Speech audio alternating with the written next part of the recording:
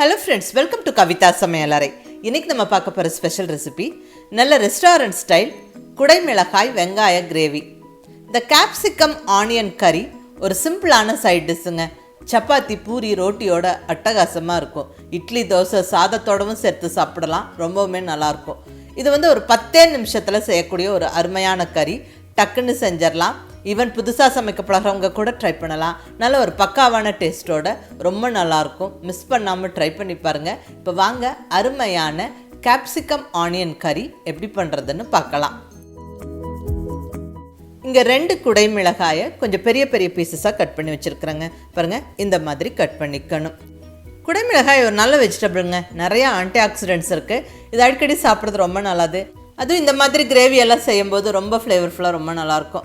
அடுத்ததாக 2 பெரிய வெங்காயம் அதே மாதிரி கொஞ்சம் பெரிய பெரிய பீசஸாக கட் பண்ணி வச்சாச்சு. இப்படி ஒத்த பீஸாக கட் பண்ணி எடுத்து வச்சுக்கணும்.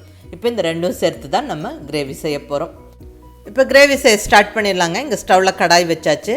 கடாய் சூடானதுக்கப்புறம் நல்ல ஒரு 3 டேபிள் ஸ்பூன் அளவுக்கு எண்ணெய் சேர்த்துக்கிறேன். இந்த எண்ணெய் கொஞ்சம் சூடாகட்டும்.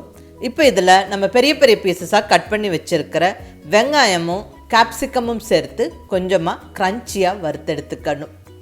வெங்காயம் சேர்த்தாச்சு. அடுத்தது குடை மிளகாயும் சேர்த்தாச்சுங்க. இப்போ ஸ்டவ் ஹை ஃப்ளேம்லேயே வச்சுக்கிட்டு நல்ல ஒரு 2-3 நிமிஷம் வறுத்தெடுத்துக்கணும். அதாவது இந்த வெங்காயமும் கேப்சிகமும் ரொம்ப வதங்கி சாஃப்ட் ஆகிடக்கூடாது. கொஞ்சம் க்ரன்ச்சியாக இருக்கிற மாதிரி ஒரு 60% வதங்குற அளவுக்கு நம்ம வதக்கிக்கணும். கொஞ்சமாக உப்பு சேர்த்துடலாங்க. ஸோ குயிக்காக நம்ம வதக்கி எடுத்துக்கலாம்.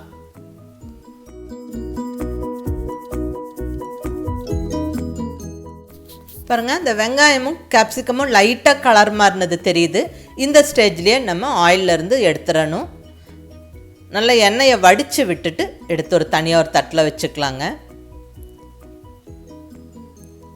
கம்ப்ளீட்டாக வதங்கின வெங்காயம் கேப்சிகம் தனியாக எடுத்து வச்சாச்சு. இப்போ இதை ஃபைனலாக தான் நம்ம கிரேவியில் சேர்க்க போகிறோம். ஸோ இது இருக்கட்டும். பாருங்கள், எண்ணெயை வடித்து எடுத்துட்டோம். மீதி எண்ணெய் கடாயில் அப்படியே இருக்குது. அதுலேயே தான் நம்ம கிரேவி தாளிக்க போகிறோம். இன்னொரு டேபிள் ஸ்பூன் எண்ணெய் எக்ஸ்ட்ரா சேர்த்தாச்சு. இந்த எண்ணெய் கொஞ்சம் சூடாகட்டும். இப்போ இதில் ஒரு 1/2 டீஸ்பூன் அளவுக்கு சீரகம் சேர்த்து நல்லா பொரிய விட்டுட்டு கிரேவி செய்யறதுக்கு பொடியாக நறுக்குன்னு பெரிய வெங்காயம் 1 சேர்த்து நல்லா வதக்கிடலாம். இந்த வெங்காயம் நல்லா வதங்கி வரணும். நல்லா கலர் மாறுற வரைக்கும் வதங்கணும். ஸோ பொறுமையாக ஒரு 2-3 நிமிஷம் நல்லா வதக்கி கொடுங்க.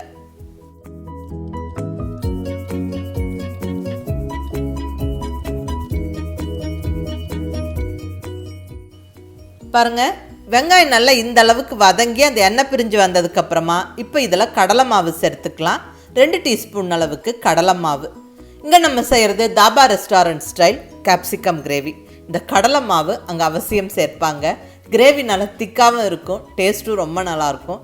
அதாவது எண்ணெயில் நல்லா அந்த வெங்காயம் வதங்கி அந்த எண்ணெய் பிரிஞ்சு வந்ததுக்கப்புறம் அதில் கடலை மாவு சேர்த்து நல்லா நம்ம வறுத்து விட்டுக்கணும். அந்த பச்சை வாசனை போக்குற வரைக்கும். அப்போ தான் டேஸ்ட் ரொம்ப நல்லாயிருக்கும். இப்போ இந்த ஸ்டேஜில் இஞ்சி பூண்டு பேஸ்ட்டு 1 டீஸ்பூன் சேர்த்து நல்லா அந்த பச்சை வாசனை போக்குற வரைக்கும் வறுத்து விட்டுட்டு அடுத்ததாக இதில் தக்காளி சேர்த்துடலாங்க. ஒரு பெரிய தக்காளியை நல்லா பொடியாக நறுக்கி சேர்த்துக்கிறேன்.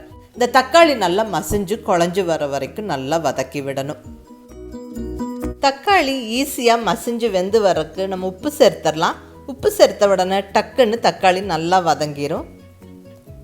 இப்போ நான் கொஞ்சம் உப்பு சேர்த்து நல்லா கலந்து விட்டுட்டேன். பாருங்கள், தக்காளி நல்லா வதங்கிருச்சு. நல்லா சாஃப்ட் ஆகிடுச்சு. இப்போ இந்த ஸ்டேஜில் நம்ம மசாலா பொடியெல்லாம் ஒவ்வொன்றா போட்டு விட்டுறலாங்க. 2 சிட்டிகை அளவுக்கு மஞ்சள் பொடி. அடுத்ததாக ஒரு 1/2 டீஸ்பூன் அளவுக்கு காரமான மிளகாய் பொடி. கூடவே 1 டீஸ்பூன் காஷ்மீரி மிளகாய் பொடி கலருக்காக. அடுத்தது ஒரு 2 டீஸ்பூன் அளவுக்கு மல்லிப்பொடி. இதெல்லாம் நல்லா கலந்து விட்டுருவோம். இந்த மசாலா பொடியோட ரா ஃப்ளேவர் போகிற வரைக்கும் நல்லா 1 நிமிஷம் நல்லா வதக்கி விட்டுட்டு இப்போ நம்ம இதில் தயிர் சேர்த்துக்கலாம். நல்ல ஒரு ஃபுல் டேபிள் ஸ்பூன் தயிர் சேர்த்துக்கிறேன். அதாவது அதிகம் புளிக்காத கெட்டியான தயிர் 1 டேபிள் ஸ்பூன். இது கிரேவிக்கு நல்ல ஒரு டேஸ்ட்டு கொடுக்கும். நல்ல க்ரீமியாக இருக்கும் கிரேவி. இந்த restaurant style onion capsicum gravy கொஞ்சம் திக்காக தாங்க இருக்கணும். ரொம்ப சலசலான்னு இருக்கக்கூடாது. ஸோ அளவாக தண்ணி விட்டு நல்லா கலந்து விட்டுட்டு நம்ம கொதிக்கிறதுக்கு விடலாம். இப்போ மூடி வச்சிடலாங்க. பாருங்கள், இந்த அளவுக்கு மட்டும் தண்ணி சேர்த்துக்கங்க. நல்ல ஒரு 2-3 நிமிஷம் மீடியம் ஃப்ளேமில் கொதிச்சு வரட்டும். அந்த கிரேவியோட பச்சை வாசனை எல்லாம் போய் நல்ல கமகமன்னு வாசனையோட கிரேவி ரெடி ஆயிடுச்சு. பாருங்கள், எண்ணெய் பிரிஞ்சு ரெடியாக இருக்குது. இப்போ இந்த ஸ்டேஜில் நம்ம க்ரன்ச்சியாக வதக்கி வச்சுருக்கிற அந்த கேப்சிகம் ஆனியனை சேர்த்துருவோம். கம்ப்ளீட்டாக சேர்த்தாச்சு. இப்போ இந்த ஸ்டேஜில் ஒரு 1/2 டீஸ்பூன் அளவுக்கு கரம் மசாலா பொடி சேர்த்துக்கலாம். இப்படி ஃபைனலாக சேர்க்கும்போது கிரேவியோட வாசனையும் டேஸ்ட்டும் ரொம்ப நல்லாயிருக்கும். அடுத்ததாக கொஞ்சமாக உப்பு சேர்த்துக்கிறேன். தேவையான அளவு நம்ம கிரேவியெல்லாம் டேஸ்ட் பண்ணி பார்த்துட்டு தேவையான அளவு சேர்த்துக்கங்க. நம்ம ஆல்ரெடி ஆனியன் கேப்சிகம் வதக்கும் போதும் கொஞ்சம் உப்பு சேர்த்துருக்குறோம், கிரேவி தாளிக்கும் போதும் கொஞ்சம் உப்பு சேர்த்துருக்குறோம். ஸோ அதெல்லாம் ஞாபகம் வச்சுட்டு உப்பு நீங்கள் அதுக்கு தகுந்த மாதிரி சேர்த்துக்கங்க. நல்லா ஒரு வாட்டி கலந்து விட்டுட்டு 1 நிமிஷம் மட்டுமே கொதிக்க விட்டு நம்ம ஸ்டவ்வை ஆஃப் பண்ணிடலாம். வா, நல்ல கமகமன்னு வாசனையோட அழகான அந்த ரெட் கலரில் எண்ணெய் பிரிஞ்சு அருமையான கேப்சிகம் ஆனியன் கிரேவி ஜம்முன்னு ரெடி ஆயிடுச்சுங்க. இந்த கேப்சிகம்கே தனி ஒரு ஃப்ளேவர் இருக்குது.